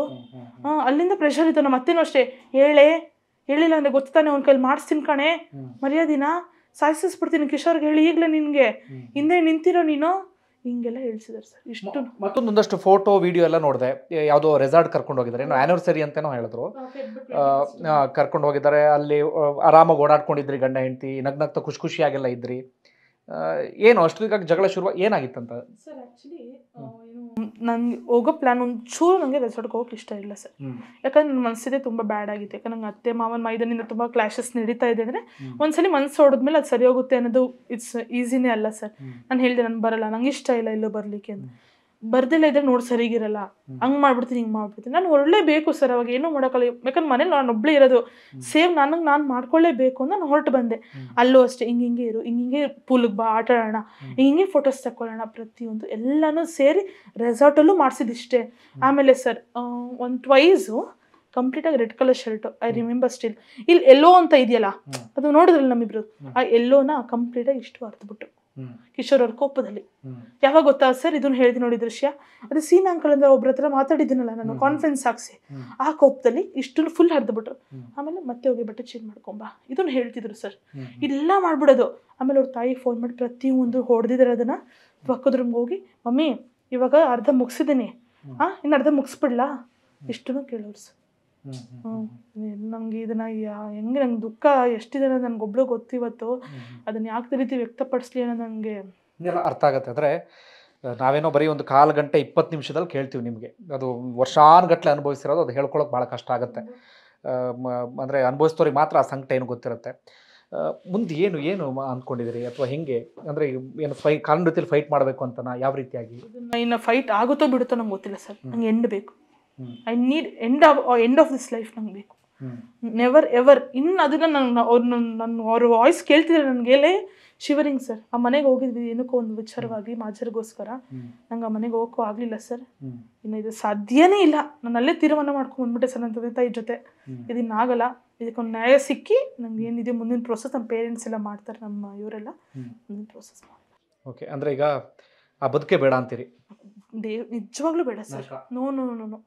ಈಗ ಸ್ವರ್ಗಕ್ಕೆ ಬಂದು ಕೂತೆ ಸರ್. ನಾನು ಭಾನುವಾರ ನನ್ನ ತಂದೆ ತಾಯಿ ಯಾವಾಗ ನನ್ನ ಒಳಗಡೆ ಕರ್ಕೊಂಡ್ರ, ಸ್ವರ್ಗದಲ್ಲಿ ಇದ್ದೀನಿ ಇವಾಗ, ಇಷ್ಟಲ್ಲೇ ಇರ್ತೀನಿ ನಾನು, ಇಷ್ಟೇ ಸಾಕು. ಇದು ಇವರೇ ನನ್ನ ಪ್ರಪಂಚದ ನನ್ನ ಬದುಕು. ಒಬ್ಳೆ ಮಗಳ? ಹೌದು ಸರ್. ನಂಗೆ ಸಿಬ್ಲಿಂಗ್ಸ್ ಯಾರೂ ಇಲ್ಲ. ಗಂಡು ಮಕ್ಳು ಯಾರೂ ಇಲ್ಲ? ಹಂಗ ನಿಮ್ಮ ಅಪ್ಪ ಅಮ್ಮಂಗೆ ಹೆಂಗಾಗಿರ್ಬೇಡ, ಎಷ್ಟು ಸಂಕಟ ಆಗಿರ್ಬೇಡ? ಸಂಕಟ ಅವ್ರು ತುಂಬಾ ಸಫರ್ ಮಾಡಿಬಿಟ್ಟಿದ್ದಾರೆ ಸರ್. ಇಡೀ ಫ್ಯಾಮಿಲಿ, ಬರೀ ಪಾಪ ಅವರೊಬ್ಬರನ್ನೇ ಹೇಳ್ಬಾರ್ದು, ಇಡೀ ದೊಡ್ಡ ಫ್ಯಾಮಿಲಿ ನಮ್ಮದು ಇವತ್ತಿನ್ನೂ ನನಗೋಸ್ಕರ. ಅಲ್ಲ, ಯಾಕೆ ಈ ಮಾತು ಹೇಳ್ತೀನಿ ಅಂದರೆ, ಈಗ 2-3 ಜನ ಮಕ್ಕಳಿದ್ದಾಗ ಆದರೂ ಒಂದು ಹಂತಕ್ಕೆ ಅದು ಕಷ್ಟನೇ, ಒಂದು ಹಂತಕ್ಕೆ ಸಹಿಸ್ಕೊಳ್ತಾರೆ. ಬಟ್ ಒಬ್ಬಳೇ ಮಗಳು ಅಷ್ಟು ಕಷ್ಟಪಟ್ಟು ಅಷ್ಟು ಚೆನ್ನಾಗಿ ಮದುವೆ ಎಲ್ಲ ಮಾಡಿಕೊಟ್ಟು ಹಿಂಗೆ ಕಳಿಸಿದಾಗ ಅವ್ರ ಪರಿಸ್ಥಿತಿ ಹೆಂಗಾಗ್ಬೇಡ ಅಂತ. ನಿಮ್ಗೆ ಹೆಂಗೆ ನರ್ಕ ಸಂಕಟನೋ ನಿಮ್ಮ ಅಪ್ಪ ಅಮ್ಮಂಗೂ ಅದೇ ಸಂಕಟ. ಹಾಗೆ ನಾನು FIR ಕಾಪಿಲಿ ಇನ್ನೊಂದೇನೋ ನೋಡ್ದಂಗೆ ಆಯಿತು, ಒಂದು ದಿನ ಕೂಡ ಹಾಕಿಬಿಟ್ಟಿದ್ರು ಅಥವಾ ಏನೋ, ಏನದಾಗಿತ್ತು ಅದು ಸರ್? 8:30 ಏನೋ ಒಂದು ಸ್ಟಾರ್ಟ್ ಆಯಿತು ಒಂದು ಜಗಳ. ಅದೇ ಇಷ್ಟೇ ಸರ್, ಇನ್ನೇನೂ ಅಲ್ಲ. ಕೊಟ್ಬಿಟ್ಟಿದ್ದಾರೆ. ನಿಮ್ಮಪ್ಪ ಎಷ್ಟು ಆಸ್ತಿ ಮಾಡಿದಾರೆ ನಾನು ಲೆಕ್ಕ ಹಾಕ್ಬೇಕು, ಅದಷ್ಟು ಪಾಪ ಮಾಡಿಸ್ಪಪ್ಪ. ಈಗ ನಮ್ಮ ತಂದೆ ಹತ್ರ ನಮ್ಮ ಮಾವ ಮಾತಾಡ್ಬಿಟ್ಟು ಎಲ್ಲದಕ್ಕೂ ಸಿಗ್ನೇಚರ್ ನಾನು ಮಾಡಿಬಿಟ್ಟು ನಾನು ಹೆಸರು ಮಾಡಿಸ್ಕೊಳ್ಳೇಬೇಕಂತೆ. ಅನ್ನೋದಕ್ಕೆ ಹೊಡೆದ್ರು ಸರ್. ಲಿಟ್ರಲಿ 3:30 ನಾನು ಮಲಗಿರೋದು ಅವತ್ತು. 4 ಜನ ಸರ್, ಒಬ್ಬರಲ್ಲ ಇಬ್ಬರಲ್ಲ, ಒಬ್ರು ಕಂಟಿನ್ಯೂಸ್ ಆಗಿ ಒಬ್ಬೊಬ್ಬರೇ ಸ್ಟಾರ್ಟ್ ಮಾಡಿ ಹೊಡೆದು ಮಾವ ಕಪ್ಪಾಳಕ್ಕೆ ನಮ್ಮ ಅತ್ತೆ ತಲೆ ಜುಟ್ಟು ನನ್ನ ಮೈದನು ಟ್ರಿಗರ್ ಮಾಡಿ ನನ್ನ ಮೈದನ ಫುಲ್ ಫೌಲ್ ಲ್ಯಾಂಗ್ವೇಜ್ ಸರ್. ಏನೋ ಒಂದು ಗೌರವವಾಗಿ ಅದೇ ಇಲ್ವೇ ಇಲ್ಲ ಬಿಡಿ, 4 ಜನದಲ್ಲಿ ಗೌರವ ಮಾತು ಹೆಂಗೆ ಆಡಬೇಕು ಅನ್ನೋದು ನಮ್ಮ ಹಸ್ಬೆಂಡ್ ತುಂಬ ಒದ್ದಿ ಇಟ್ಟರು ಸರ್. ಲಿಟ್ರಲಿ ಮಾರ್ನಿಂಗ್ ನಂಗೆ ಎದೊಳಕ್ಕೆ ಆಗ್ತಾ ಇಲ್ಲ, ಎದ್ದು ನಡಿಯೇ ಕೆಲಸ ಮಾಡಿ. ಅವತ್ತು ಅದೇ ಸರ್, ನಂಗೆ ಹೆಂಗೆ ಸರ್ ಎದೊಳ್ಳಿ ನೀವೇ ಹೇಳಿ, 4 ಜನ ಹಾಕೊಂಡಂಗೆ ಹಿಂಗೆ ಮಾಡಿದೆ, ಕಾಲೆಲ್ಲ ಫುಲ್ ಇದಾಗ್ಬಿಟ್ಟಿದೆ ಸರ್, ಏಟಾಗ್ಬಿಟ್ಟಿದೆ. ಇವತ್ತು ನಂಗೆ ನಡಿಯೋಕೆ ಆಗ್ತಿಲ್ಲ. ಮೊನ್ನೆ ಸಂಡೇ ಕರ್ಕೊಂಡ್ಬರ್ತಾರೆ, ಎಷ್ಟು ಕುಂಟ್ತಾ ಇದ್ದೀನಿ ಅಂದರೆ ನನಗೆ ಹೇಳ್ತಾರೆ ಮಮ್ಮಿ ಹೊರಟ್ಬಿಡೋಣ ಅಂತ, ಆಗ್ತಿರ್ಲಿಲ್ಲ ಅವತ್ತು. ಇಲ್ಲೆಲ್ಲ ಫುಲ್ ಹಿಂಗೂ ಹಂಗೆ ಆಗ್ಬಿಟ್ಟಿದೆ ಸರ್ ಇನ್ನು. ಅಂದರೆ ಇಡೀ ದಿನ ಬರೀ ಹಿಂಗೆ ಕಣ್ಣೀರಾಗ್ತಾ ಅಥವಾ ಹಿಂಸೆ ಅನುಭವಿಸ್ತಾನೆ ಇರ್ತಿದ್ರಿ? ಹಿಂಗೆ ಕಣ್ಣೀರಲ್ಲೇ ಇರ್ತಿದೆ ಸರ್, ಕಣ್ಣೀರಲ್ಲೇ ಇರ್ತೀವಿ. ಬಟ್ ಯಾಕೆ ನಾನು ಅವತ್ತು ನನ್ನ ಡಿಸಿಷನ್ ತೊಗೊಳ್ಳಿಲ್ಲ ಅನ್ನೋದು ಗೊತ್ತಿಲ್ಲ. ಇವ್ರು ಬಂದು ಕಾಪಾಡಿದ್ದಕ್ಕೆ ಇವತ್ತು ಇಲ್ಲಿದ್ದೀನಿ ಅಷ್ಟೇ ಸರ್. ಇಲ್ಲಾಂದ್ರೆ ದೇವ್ರನೇ ಸರ್ 3 ಡೇಸಲ್ಲಿ ನೋ ಮೋರ್ ಅಷ್ಟೇ. ಏನು ಬೇಕಾದರೂ ಆಗ್ತಿತ್ತು ಅಂತ 100% ಆಗ್ತಿತ್ತು ಸರ್, 100% ಆಗ್ತಿತ್ತು. ಒಂದೇ ಉದ್ದೇಶ, ಒಂದೇ ಆಸೆ, ದುಡ್ಡು ಕೊಟ್ಟಿಲ್ಲ ಅನ್ನೋ ಕಾರಣಕ್ಕೆ ಈ ಥರ ಹಿಂಸೆ. ಈಗ ನನ್ನ ತಂದೆ ತಾಯಿ ಬರ್ತಿದ್ದಾರೆ ಅಂತ ಅಂದರೆ ಒಂದ್ಸಲ ಬಂದರು ಸರ್, ಧರ್ಮಸ್ಥಳ ಮನೆ ಮಾಡಿದ್ಮೇಲೆ ಬಂದರು. ಅಡುಗೆ ಮಾಡ್ತಿದ್ದೀನಿ ಅಂತ ಹೇಳಿದೆ ಅವ್ರಿಗೆ. ಅದೇ ನನ್ನ ದುಡ್ಡಲ್ಲಿ ಮಾಡ್ತೀಯಾ, ನನ್ನ ಅಕ್ಕಿಲಿ ತಿಂತಾರಲ್ವಾ, ಅವ್ರೇನು ಮಾಡಲ್ಲ ಅಲ್ವಾ, ಅವ್ರು ಮಾಡಿ ನನ್ನ ಅಕ್ಕಿ ನನ್ನ ಅನ್ನ ಇಡು ಅಂತೆಲ್ಲ ಈ ಥರ ಎಲ್ಲ ಮಾತಾಡಿದ್ದಾರೆ ಸರ್. ಅದೇ ಎಲ್ಲ ವೆರಿ ಫಸ್ಟ್ ಆದ್ಮೇಲೆ ಬಂದಾಗ ಹಿಂಗೆ ಮಾಡಿ. ನಮ್ಮ ರಿಲೇಟಿವ್ಸು ನನ್ನ ಪೇರೆಂಟ್ಸ್ ಕಂಡ್ರೆ ಸರ್ ನೋ, ಅವ್ರಿಗೆ ಆಗ್ತಿರ್ಲಿಲ್ಲ. ನಾನು ಸಪೋರ್ಟ್ ಏನಾದ್ರು ಮಾಡಿದ್ರೆ ನಮ್ಮ ಅಪ್ಪ ಅಮ್ಮನ ಕಡೆ ಹೊಡಿಯೋದು ಸರ್, ಸರಿ ಹೊಡಿಯೋದು ಸರ್. ಅಲ್ಲ, ಅದು ಆಡಿಯೋ ಕೇಳಿಸ್ಕೊಂಡಿದ್ದೆ. ಅದರಲ್ಲಿ ನಿಮ್ಮ ತಾಯಿಗೆ ತೀರಾ ಏಕವಚನದಲ್ಲಿ ಮಾತಾಡ್ತಾರೆ, ಆಮೇಲೆ ನಿಮ್ಮ ಚಿಕ್ಕಮ್ಮನ ಯಾರೋ ಅವರಿಗೂ ಏಕವಚನದಲ್ಲಿ ಮಾತಾಡ್ತಾರೆ, ತೀರಾ ಕೆಟ್ಟದಾಗಿ ಮಾತಾಡ್ತಾರೆ. ನಾನು ಹಂಗೆ ಮಾಡಿಬಿಡ್ತೀನಿ ಹಿಂಗೆ ಮಾಡಿಬಿಡ್ತೀನಿ ಅಂತ. ಅಂದರೆ ಯಾವ ರೆಸ್ಪೆಕ್ಟ್ ಕೊಡ್ತಿರ್ಲಿಲ್ಲ. ಚೆನ್ನಾಗಿ ಪ್ರಿಪೇರ್ ಮಾಡ್ತಿರೋ ಗೊತ್ತಾ ಸರ್. ಈಗ ನೆನ್ಸ್ಕೊತೀನಿ, ಯಾಕಂದರೆ ನನಗೆ ಇನ್ನೂ ಇದರಿಂದ ಈಚೆ ಬರೋಕ್ಕೆ ತುಂಬ ಲಾಂಗ್ ಟೈಮ್ ಬೇಕು. ಆಲ್ಮೋಸ್ಟ್ ಲೈಕ್ ಡಿಪ್ರೆಷನ್ಗೆ ಹೋಗಿ ಒಂದೊಂದು ನೆನಪಿಸ್ಕೊಳಕ್ಕೆ ಆಗ್ತಿಲ್ಲ ಸರ್. 1 ಇಯರ್ ಇದನ್ನು ನೀವು ಒಂದು 10 ನಿಮಿಷದಲ್ಲಿ ಕೇಳಿದ್ರೆ ನಂಗೆ ಹೇಳಕ್ಕೆ ಸಾಧ್ಯ ಆಗುತ್ತೆ, ನೀವೇ ಹೇಳಿ. ಅದೇ ಒಂದೊಂದು ನೆನ್ಸ್ಕೊ ಈಗ ಅನಿಸ್ತಾ ಇದೆ ಹೆಂಗೆ ಪ್ರಿಪೇರ್ ಮಾಡ್ತಿರೋದಂದ್ರೆ ಸರ್, ಸ್ಟೆಪ್ ಬೈ ಸ್ಟೆಪ್ ಇದನ್ನೇ ಮಾತಾಡು. ಒಡವೆ ವಿಚಾರದನ್ನ ಹೀಗೆ ಅನ್ನೋ, ಈಗ ಒಬ್ರು ಕಾಲ್ ಆಗ್ತೀನಿ, ಈಗ ನಮ್ಮ ದೊಡ್ಡಪ್ಪಂಗೂ ಹತ್ರ ಮಾತಾಡಿದ್ದೀನಿ ಅನ್ಸುತ್ತೆ ಸರ್. ಅದ್ರಲ್ಲೂ ಅಷ್ಟೇ, ನಿಮ್ಮ ಮಾಮ ಮಾಡ್ತಾರೆ, ನಿಮ್ಮ ದೊಡ್ಡಪ್ಪ ಮಾಡ್ತಾರೆ, ಎಷ್ಟೆಷ್ಟೇ ಹಿಂಗೆ ಟೋನಲ್ಲಿ ಮಾತಾಡ್ಬೇಕು ನೀನು, ಲವ್ಗೆ ಖುಷಿ ಇರಬೇಕು, ದುಃಖದಲ್ಲಿ ಮಾತಾಡ್ಬೇಡ ನೀನು. ಈ ಕಾಲ್ ಆಗ್ತೀನಿ ಅಂತ ನಾವು ಕಂಪ್ಲೀಟಾಗಿ ಮಾಡಿಸಿರೋದು ನಮ್ಮ ಮಾವ ನಮ್ಮ ಅತ್ತೆ ಬೆಂಗಳೂರಿಂದ ಸರ್. ನನ್ನ ಹಸ್ಬೆಂಡ್ ಕಾನ್ಫಿಡೆನ್ಸ್ ಆಗ್ಸಿ. ಈಗ ನನ್ನ ಹತ್ರ ಫೋನ್ ಇಲ್ಲ ಅವತ್ತಿಂದ. ನಾನು February 21 ನಮ್ಮದು ಆ್ಯನಿವರ್ಸರಿ ಮುಗೀತು ಸರ್. ನೆಕ್ಸ್ಟ್ ದಿನ ನಾವು ಮೂಡಿಗೆರೆ ಧರ್ಮಸ್ಥಳಕ್ಕೆ ಬರಬೇಕಿತ್ತು, ಬಿಕಾಸ್ ಅವ್ನು ರಿಪೋರ್ಟ್ ಆಗಬೇಕಿತ್ತಲ್ಲ ಕಿಶೋರ್ ಅವರು. ಅದಕ್ಕೆ ಬಂದ್ವಿ ನಾವು ವಾಪಸ್ಸು. ಅವತ್ತು ಡೇ 1 ಶುರು ಆಗಿದೆ. ಅವರು ಬಂದರು ಸರ್ ಧರ್ಮಸ್ಥಳಕ್ಕೆ ನಮ್ಮ ಜೊತೆಗೆ. ಏನು ಶಿವರಾತ್ರಿ ಟೈಮಲ್ಲಿ ನೋಡಬೇಕು ದೇವ್ರನ್ನ ಅಂತ. ಸರ್ ಅವ್ರು ಯಾಕಾದರೂ ಆ ಗಳಿಗೆಗೆ ಬಂದರು ಅಂತ ಅನಿಸುತ್ತೆ ಬಿಡಿ. ರೂಮ್ ಲಾಕ್ ಮಾಡ್ಕೊಂಡು ಒಬ್ಬಳೇ ಅನುಭವಿಸಿದ್ದೀನಿ. ನೀವು 1 ನಿಮಿಷಕ್ಕೆ ಯೋಚನೆ ಮಾಡಬೇಕಾ ಸರ್. ಇದು 3:30 ರಾತ್ರಿ ಸರ್ ಅವತ್ತು. February 21 ಯಾವ ಫೋನು ಇಲ್ಲ, ಯಾರ ಜೊತೆ ಕಾಂಟ್ಯಾಕ್ಟ್ ಇಲ್ಲ, ಯಾರ ಜೊತೆ ಮಾತಾಡೋಕ್ಕಾಗಲ್ಲ, ಏನೂ ಇಲ್ಲ. ಅದು ಅದ್ರಲ್ಲಿ ಕೇಳಿಸುತ್ತೆ ಆಡಿಯೋದಲ್ಲಿ. ಅಂದರೆ ಫೋನ್ ನಿಮ್ಮ ಹತ್ರ ಇಲ್ಲ ಅನ್ನೋದು ಭಾಳ ಸ್ಪಷ್ಟವಾಗಿ ಗೊತ್ತಾಗುತ್ತೆ ಅದರಲ್ಲಿ. ಕಿಶೋರ್ ನಿಮ್ಮ ತಾಯಿ ಹತ್ರ ಮಾತಾಡ್ತಿರೋ ಆಡಿಯೋದಲ್ಲಿ. ಕೆಲಸದಲ್ಲೆಲ್ಲ ಹೆಂಗೆ ಏನಾದರೂ ಗೊತ್ತಿತ್ತಾ ನಿಮಗೆ? ಏನಾದರೂ ಹೆಂಗೆ ಮಾಡ್ತಾಯಿದ್ರು ಕೆಲಸ? ಏನು ಅಂತ ಗೊತ್ತಿಲ್ಲ ಸರ್ ನಂಗೆ ಅದ್ರ ಬಗ್ಗೆ ಎಲ್ಲ. ಏನು ಮುಗಿಸ್ಕೊಂಬರೋರು ನಂಗೆ ಅಷ್ಟು ಬಿಟ್ಟರೆ ಸರ್ ನಂಗೆ ಈಚೆ ಪ್ರಪಂಚ ನಂಗೆ ಗೊತ್ತಿಲ್ಲ. ಈಚೆ ಕರ್ಕೊಂಡು ಹೋಗಿಲ್ಲ, ನಂಗೆ ಅದ್ರ ಪ್ರಪಂಚನೂ ಗೊತ್ತಿಲ್ಲ. ಏನೋ ಒಂದ್ಸಲಿ ಹೋಗಿ ಒಂದು ಸ್ವಲ್ಪ ಹಾಲು ತರ್ತಿದ್ದೆ ಅನ್ನೋದು ಬಿಟ್ಟರೆ ಸರ್ ಯಾರು ನೈಬರ್ಸ್ ಹತ್ರನೂ ಮಾತಾಡ್ತಿಲ್ಲ. ಕೆಳಗಡೆ ಅಜ್ಜಿ ಹತ್ರ ಸ್ವಲ್ಪ ಮಾತಾಡ್ತಿದ್ದೆ, ಅಲ್ಲೊಬ್ಬ ಹುಡುಗ ಇದ್ದ, ಅವನು ಮಾತಾಡ್ಸ್ಕೊಂಡು ಕೂತಿರ್ತಿದ್ದೆ, ಅಲ್ಲೊಂದು ಮಗು ಇತ್ತು ಆಟ ಆಡಿಸ್ತಿದ್ದೆ. ಹೊತ್ತು ಇಷ್ಟೇ ಸರ್ ನನ್ನ ಪ್ರಪಂಚ. ಆಚೆ ಹೋದೆ, ಅಲ್ಲಿ ಇದು ಮಾಡಿದೆ, ಅವ್ರ ಹತ್ರ ಮಾತಾಡಿದೆ ಅನ್ನೋದು ನಂಗೆ ಗೊತ್ತೇ ಇಲ್ಲ ಸರ್. ನನಗಿದೆಲ್ಲ ಜೈಲೇ ಸರ್, 100% ಜೈಲು. ನಮ್ಮ ಮನೆ ಕಡೆ ಫಂಕ್ಷನ್ಗೆ ಹೋಗಿರಲಿಲ್ಲ. ಫಂಕ್ಷನ್ಗೆ ಏನಕ್ಕೆ ಹೋಗ್ತೀಯ, ಫಂಕ್ಷನ್ ಮನೆಯವ್ರು ಏನು ಮಾಡಿದ್ರು ಅಂತಾರಲ್ಲ, ಇದಕ್ಕೆ ಏನು ನೀವೆಲ್ಲ ಆನ್ಸರ್ ಮಾಡ್ತೀವಿ ಸರ್. ಫಂಕ್ಷನ್ ಮನೆಯವ್ರು ಏನು ಕೊಟ್ಬಿಟ್ಟವ್ರು, ಇವಾಗ ಇಲ್ಲಿಂದ ಹೊರಡ್ತೀಯಲ್ಲ ಏನು ಕೊಟ್ಬಿಟ್ಟವ್ರು ಫಂಕ್ಷನ್ ಮನೆಯವರು ಅಂತ ಕೇಳ್ತಾರೆ ಸರ್. ಅಲ್ಲ, ಈಗ ನಾನು ಒಂದಷ್ಟು ಜನ ಹೆಣ್ಮಕ್ಳಿಗೆ ಧೈರ್ಯ ಬರಲಿ ಅನ್ನೋ ಕಾರಣಕ್ಕೆ ಕೇಳ್ತಾ ಇದ್ದೀನಿ. ಈಗ ನಿಮ್ಮ ಆಗ್ರಹ ಅಥವಾ ಒತ್ತಾಯ ಏನು? ಅಂದರೆ ಶಿಕ್ಷೆ ಆಗಬೇಕು ಅಂತ ಏನು? 100% ಶಿಕ್ಷೆ ಆಗಬೇಕು. 4 ಜನಕ್ಕೂ ಶಿಕ್ಷೆ ಆಗಲೇಬೇಕು ಸರ್, 100% ಆಗಲೇಬೇಕು. ಇವತ್ತಿಗೆ ಆಲ್ಮೋಸ್ಟ್ ನಾನು ಬಂದು ಸ್ಯಾಟರ್ಡೆ ಅಲ್ವಾ, 6-7 ಡೇಸ್ ಆಗ್ತಾ ಬರ್ತಿದೆ. ಏನಿನ್ನು ಪ್ರೋಸೆಸ್ ಆಗೇ ಇಲ್ಲ. ಇದಕ್ಕೆ ಮಾಡಲೇಬೇಕು. ನಾನಿಲ್ಲ ಹಾಸ್ಪಿಟಲ್ ಸಫರ್ ಮಾಡ್ತೀನಿ ಸರ್. ಪ್ರತಿಯೊಂದು ಪೇಯ್ನ್ ನನಗೆ ಗೊತ್ತಿದೆ. ಈಗ ನಿಮ್ಮ ಹತ್ರ ಮಾತಾಡೋಕೆ ನಾನು ಪ್ರಿಪೇರ್ ಆಗಿ, ಅಂದರೆ ಈ ಥರ ನೀರು ಕುಡ್ಕೊಂಡು ಪ್ರಿಪೇರ್ ಆಗಿ ಹುಷಾರಾಗಿ ಬರೋದು ಸರ್. ನಂಗೆ ತುಂಬ ಇದನ್ನ ಈಚೆ ಬರಲೇಬೇಕು. ಇದನ್ನ ಶಿಕ್ಷೆ ಕೊಡಲೇಬೇಕು ಸರ್, 100%. ಇದಕ್ಕೆ 4 ಜನಕ್ಕೂ ಸರ್, ಒಬ್ರಿಗೆಲ್ಲ ನೀವು ಕನ್ಸಿಡರ್ ಮಾಡಲಿಕ್ಕೆ ಹೋಗ್ಬೇಡಿ, 4 ಜನಕ್ಕೂ ಆಗಲೇಬೇಕು ಸರ್. ಇದಕ್ಕೆ ಪನಿಷ್ ಆಗಲೇಬೇಕು ಸರ್. ಪ್ರತಿಯೊಂದರಲ್ಲೂ ಕಣ್ಣೀರಿ ಅಂದರೆ ನೀವು ಅರ್ಥ ಮಾಡ್ಕೊಳ್ಳಿ ಸರ್. ಒಂದೊಂದು ಗಾಯದಲ್ಲೂ ಅಷ್ಟು ಪೇಯ್ನ್ ಇದೆ ಸರ್. ನಾನು ಕೊನೆಯದಾಗ ಒಂದು ಮಾತು ಕೇಳ್ತೀನಿ. ನೀವು ಹೇಳ್ತಿರೋದು ಪ್ರತಿಯೊಂದು ಸತ್ಯ, ಇದು ಯಾವುದು ಕೂಡ ನೀವು ಸೃಷ್ಟಿ ಮಾಡ್ಕೊಂಡು ಹೇಳ್ತಿರೋದಲ್ಲ. ಜೊತೆ ಕಿಶೋರ್ ಮೇಲೆ ನಿಮ್ಗೆ ಯಾವುದೋ ಬೇರೆ ದ್ವೇಷ ಇನ್ನೊಂದು ಏನೂ ಇಲ್ಲ. ನಿಮ್ಗೆ ಆಗಿರೋ ನೋವು, ಸಂಕಟ, ಆ ಕಾರಣಕ್ಕಾಗಿ ಪೊಲೀಸ್ ಸ್ಟೇಷನ್ವರೆಗೆ ಬಂದ್ರಿ, ಆ ಕಾರಣಕ್ಕಾಗಿ FIR ಆಯಿತು, ಆ ಕಾರಣಕ್ಕಾಗಿ ಇದೀಗ ಮಾಧ್ಯಮಗಳ ಮುಂದೆ ಮಾತಾಡ್ತಾ ಇದ್ದೀರಿ. 100%. ಇದರಲ್ಲಿ ಯಾವುದು ನಾನು ಎಕ್ಸ್ಟ್ರಾ ಆಗಿ ಹೇಳಿರೋದು ಏನೂ ಅಲ್ಲ ಸರ್. ಅಲ್ಲಿ ನಡೆದಿರೋ ಪ್ರೆಸೆಂಟ್ ಏನೇನು ನಡೀತೋ ಅವತ್ತಿಂದ ಇವತ್ತವರೆಗೂ ಅಷ್ಟನ್ನು ಇಲ್ಲಿ ಹೇಳ್ತಿದ್ದೀನಿ ಸರ್ ನಿಮಗೆ. ಒಟ್ಟಾರೆ ಎಷ್ಟು ದಿನ ಇದ್ರೆ ಅಷ್ಟು ದಿನ ನರ್ಕ. ಮದುವೆ ಆಗಿ ಒಂದು ಎಷ್ಟು ದಿನ ಸ್ವಲ್ಪ ಚೆನ್ನಾಗಿದೆ ಲವಲವಿಕೆಯಿಂದ ಖುಷಿಯಾಗಿ? 1 ಮಂತ್ ಆಲ್ಮೋಸ್ಟ್ ಅಷ್ಟೇ ಅನ್ಬೋದು. ಈಗ ಇನ್ನೇನು ಮೂಡಿಗೆರೆಗೆ ಅವ್ರದ್ದು ಮುಗಿತಾ ಬರ್ತಿದೆ ಅಂತ ಅವ್ರಿಗೆ ಲೆಟ್ರ್ ಬರುತ್ತಲ್ಲ ಸರ್, ಧರ್ಮಸ್ಥಳ ಇದರಿಂದ. ಅವಾಗ ಲೆಟ್ರ್ ಬಂತು, ನೋಡೆ ನಮ್ಮಪ್ಪ ಮಾಡಿದ ಕಣೆ, ನಿಮ್ಮಪ್ಪ ಏನು ಮಾಡಿದ್ರೆ ಎಂಥ ಮಾವ ಪಪ್ಪಂಗೆ ಬ್ಯಾಡ್ ವರ್ಡ್ಸು, ಈಸ್ಕೊಡೆ 10 ಲಕ್ಷ ಈಸ್ಕೊಡೆ, ನಿಮಗೆ ತಾಕತ್ತಿದ್ರೆ ಈ ಥರ ಅಲ್ಲ ಸರ್. ನಾನು ಯಾರೂ ಹೇಳಿಲ್ಲ ನಮ್ಮ ಪೇರೆಂಟ್ಸ್ಗೆ. ಆಮೇಲೆ ಇದೆಲ್ಲ ಆಯಿತು, ನಾನು ಬಂದೆ, ನಮ್ಮ ತಾತನ ಎಕ್ಸ್ಪೈರ್ ಎಲ್ಲ ಆಯಿತು, ಆಷಾಢ ಎಲ್ಲ ಕಳೀತು. ನಾನು ಬರ್ತಾ ಇದ್ದೀನಿ ನಮ್ಮ ಪೇರೆಂಟ್ಸ್ ಜೊತೆ ಅಂದರೆ ಧರ್ಮಸ್ಥಳಕ್ಕೆ ಹೋಗ್ಬೇಕಲ್ಲ ಸರ್ ನಾನು. ಅವಾಗಂದರೆ ನಿಮ್ಮ ಅಪ್ಪ ಅಮ್ಮ ಬೇಡ, ಇನ್ನೂ ಕೊಟ್ಟುಬಿಟ್ಟಿಲ್ಲ ಈ ಮನೆಗಾಗಲಿ ನನ್ನ ಟ್ರಾನ್ಸ್ಫರ್ಗೆ, ಅವ್ರು ಸತ್ರು ಬರೋದು ಬೇಡ, ನೀನೊಬ್ಳು ಬಾ ಅಂತ ಅವ್ರಿಗೆ ಬಸ್ ಬುಕ್ ಮಾಡಿಕೊಟ್ರು. ಹೊರಟು ಬಾ ಅಂತ ನಾನು 5ನೇ ಬಸ್ ಬುಕ್ ಮಾಡಿಕೊಟ್ಟಿದ್ದು, ಇನ್ನೊಬ್ಳೇ ಬರಬೇಕು ಅಂತ ಅಷ್ಟೇ ಸರ್. ಆಮೇಲೆ ಅಲ್ಲಿಗೆ ಹೋದ್ಮೇಲೆ ಒಂದೊಂದೇ ಅವತ್ತಿನ ದಿನವೂ ಅಷ್ಟೇ ಸರ್, ಪೂಜೆ ನಡೀತಾ ಇದೆ ನೋಡು, ಎಲ್ಲ ನಿಮ್ಮಪ್ಪ ಅಮ್ಮ ಮಾಡಬೇಕಾಗಿದೆ, ನಮ್ಮಪ್ಪ ಮಾಡ್ತಾವ್ರೆ. ಅಡ್ವಾನ್ಸು ನೋಡು, ನಿಮ್ಮಪ್ಪ ಕಟ್ಟಬೇಕಿದ್ದು ಅಡ್ವಾನ್ಸು ನಮ್ಮಪ್ಪ ಕಟ್ತಾ ಇದೆ ಇವತ್ತು. ಈಗ ಟ್ರಾನ್ಸ್ಫರಿಗೆ ದುಡ್ಡು ಕೊಟ್ಟಿದ್ರಲ್ಲ, ನಿಮ್ಗೆ ಅಷ್ಟು ಗೊತ್ತಿಲ್ಲ ಅನ್ಸತ್ತಲ್ಲ? ಅಲ್ಲ, ಟ್ರಾನ್ಸ್ಫರಿಗೆ ಮೂಡಿಗೆರೆಯಿಂದ ಧರ್ಮಸ್ಥಳಕ್ಕೆ ದುಡ್ಡು ಕೊಟ್ಟಿದ್ರು, ದುಡ್ಡು ಕೊಟ್ಟು ಟ್ರಾನ್ಸ್ಫರ್ ಆದರೂ ಇಲ್ಲ ನಿಮ್ಗೆ ಗೊತ್ತಿಲ್ಲ? ಅದ್ಯಾವುದು ನಿಮ್ಗೆ ಸಂಬಂಧಪಟ್ಟದ ವಿಚಾರ? ಒಟ್ಟು ಹೇಳ್ತಾ ಇದ್ರು ಸರ್, 200% ಹೇಳ್ತಾ ಇದ್ರು ಇದನ್ನೊಂದು ಮಾತು, ಇಸ್ಕೊಂಬ ಅಂತ. ಕೊನೆದಾಗ ಏನು ಹೇಳ್ತೀರಿ? ಒಟ್ಟು ಒಂದು ಕಡೆಯಿಂದ ತಪ್ಸ್ಕೊಂಡು ಬಂದಂಗೆ ಅನಿಸ್ತಾ ಹಿಂಗೆ ನರಕದಿಂದ ಸ್ವರ್ಗಕ್ಕೆ ಬಂದು ಸೇರಿದ್ದಾಯ್ತು. ನಂಗೆ ಇನ್ನೇನು, ನಂಗೆ ಇದೇ ಪ್ರಪಂಚ, ನನ್ನ ಫ್ಯಾಮಿಲಿ, ನನಗೆ ಲೈಫು. ಇನ್ನು ಅದನ್ನ ನಾನು ನೆನೆಸ್ಕೊಳಕ್ಕೆ ಹೋಗಲ್ಲ ಸರ್. ಇನ್ನು ಆ ಫೇಸಸ್ ನೋಡೋಕ್ಕೂ ನನಗೇನು ಅಂತ ಏನು ಇಲ್ಲ ಅಲ್ಲಿ. ಮತ್ತೆ ರಿಪೀಟಾಗಿ ಮಾತಾಡೋ ಅಂಥದ್ದು. I don't want this life ಅಷ್ಟೇ. ಓಕೆ, ಇನ್ನು ಎಲ್ಲ ಧೈರ್ಯವಾಗಿ ಫೇಸ್ ಮಾಡಿ, ಒಳ್ಳೆಯದಾಗಲಿ ನಿಮಗೆ. Thank you. ಇದು PSI ಕಿಶೋರ್ ಅವರ ಪತ್ನಿಯ ಮಾತು. ಬರೀ ನಾನು ಮಾತಾಡಿದ್ರೆ, ಹಿಂದೆ ಒಂದು ಸ್ಟೋರಿ ಮಾಡಿದ್ದೆ ನಾನು ನಿಮಗೆ, ಅದೊಂಥರ ಕಾಗಕ್ಕ ಗುಬ್ಬಕ್ಕ ಕತೆ ಅನಿಸುತ್ತೆ. ಸ್ವತಃ ಅವರು ಮಾತಾಡಿಸಿದಾಗ ಮಾತ್ರ ನಮಗೆ ಕ್ಲಾರಿಟಿ ಸಿಗೋದಕ್ಕೆ ಸಾಧ್ಯ. ನೋವನ್ನು ಅನುಭವಿಸ್ತೋರು ಇನ್ನೇನೋ ಸುಳ್ಳು ಕತೆ ಹೇಳ್ತಾರೆ, ಇನ್ನೇನೋ ಮಾಡ್ತಾರೆ, ನನಗೆ ಹಾಗೆ ಅನಿಸ್ತಾ ಇಲ್ಲ. ಇಲ್ಲಿ ಅವ್ರಿಗಾದಂಥ ಸಂಕಟ, ಅವ್ರಿಗಾದಂಥ ನೋವು ಎಲ್ಲವನ್ನೂ ಹೇಳ್ತಿದ್ದಾರೆ. ನಿಮಗೆಲ್ಲ ಗಾಯನೂ ತೋರಿಸೋದಕ್ಕಾಗೋದಿಲ್ಲ. ನಾನು ಅವ್ರ ಮುಂದೆ ಕೂತ್ಕೊಂಡಿದ್ದೇನೆ, ಆ ಕಾರಣಕ್ಕಾಗಿ ನನಗೆ ಭಾಳ ಸ್ಪಷ್ಟವಾಗಿ ಗೊತ್ತಾಗ್ತಿದೆ ಎಂತೆಂಥ ಗಾಯವನ್ನು ದೇಹದಲ್ಲಿ ಆಗಿದೆ ಅಥವಾ ಯಾವ ರೀತಿಯಾಗಿ ನೋವನ್ನು ಅನುಭವಿಸ್ತಿದ್ದಾರೆ ಅಂಥೇಳಿ. ಒಂದಂತೂ ಅರ್ಥ ಮಾಡ್ಕೊಳ್ಳಿ, ಅವ್ರ ಕೈ ತುಂಬ ಇಲ್ಲಿ ಊದ್ಬಿಟ್ಟಿದೆ, ಕಂಪ್ಲೀಟ್ ರೆಡ್ ಮಾರ್ಕ್ ಆಗಿದೆ. ಸ್ವತಃ ಅವರೇ ಇಟ್ಕೊಂಡು ಕಂಪ್ಲೇಂಟ್ ಕೊಡಬೇಕು ಅನ್ನೋ ಕಾರಣಕ್ಕೆ ಹಿಂಗೆ ಹೊಡ್ಕೊಳಕ್ಕಂತೂ ಸಾಧ್ಯನೇ ಇಲ್ಲ. ಹೊಡೆದಿದ್ದು, ಬಡ್ದಿದ್ದು, ಸರಿಯಾಗಿ ಹಿಂಸೆ ಕೊಟ್ಟಿದ್ದು ಎಲ್ಲವೂ ಕೂಡ ಭಾಳ ಸ್ಪಷ್ಟವಾಗಿ ಕಾಣಿಸ್ತಾ ಇದೆ. ಈಗಿರುವಂಥ ಪ್ರಶ್ನೆ ಅಂದರೆ, ಓರ್ವ ಪೊಲೀಸ್ ಅಧಿಕಾರಿ ಸ್ವತಃ ತನ್ನ ಪತ್ನಿಗೆ ಈ ಪರಿಯಾದಂಥ ಹಿಂಸೆಯನ್ನು ಕೊಡ್ತಾರೆ ಅಂತಾದರೆ ಜನರಿಗೆ ಇನ್ನು ಯಾವ ರೀತಿಯಾಗಿ ನ್ಯಾಯವನ್ನು ಕೊಡೋದಕ್ಕೆ ಸಾಧ್ಯ? ಪ್ರಶ್ನೆ ಮಾಡಲೇಬೇಕಾಗತ್ತೆ. ಪ್ರಕರಣಕ್ಕೊಂದು ತಾರ್ಕಿಕ ಅಂತ್ಯ ಸಿಗಬೇಕಾಗತ್ತೆ. ಈ ವಿಚಾರಕ್ಕೆ ಸಂಬಂಧಪಟ್ಟ ಹಾಗೆ ಪ್ರತಿಯೊಬ್ಬರು ವಾಯ್ಸ್ ರೈಸ್ ಮಾಡಲೇಬೇಕಾಗತ್ತೆ. ಅಂದರೆ ಇದೊಂದು ಪ್ರಕರಣ ಅಲ್ಲ, ನಿಮ್ಮ ನಡುವೆ ಇಂತಹ 100 ಪ್ರಕರಣಗಳು ನಡೀತಾ ಇದೆ. ಓರ್ವ ಹೆಣ್ಣು ಮಗಳು ಬಂದು ಹೀಗೆ ಧ್ವನಿ ಎತ್ತಿದಾಗ ಅಥವಾ ಮಾಧ್ಯಮಗಳ ಮುಂದೆ ಮಾತಾಡಿದಾಗ ಮಾತ್ರ ಇನ್ನೊಂದಷ್ಟು ಜನರಿಗೆ ಧೈರ್ಯ ಬರೋದಕ್ಕೆ ಸಾಧ್ಯ. ನಾನು ಹೇಳೋದಷ್ಟೇ, ಎಲ್ರಿಗೂ ಹೆಣ್ಮಕ್ಳಿಗೆ ಏನಾದರೂ ಇಂಥ ಸಂಕಟ ಆಗ್ತಿದ್ರೆ ದಯವಿಟ್ಟು ಇದನ್ನು ಅನುಭವಿಸ್ತಾ ಇರಬೇಡಿ, ಧ್ವನಿ ಎತ್ತೋದಕ್ಕೆ ಶುರು ಮಾಡ್ಕೊಳ್ಳಿ. ಧನ್ಯವಾದ. ಮುಂದಿನ ವಿಡಿಯೋದಲ್ಲಿ ಮತ್ತೊಮ್ಮೆ ಸಿಗ್ತೀನಿ.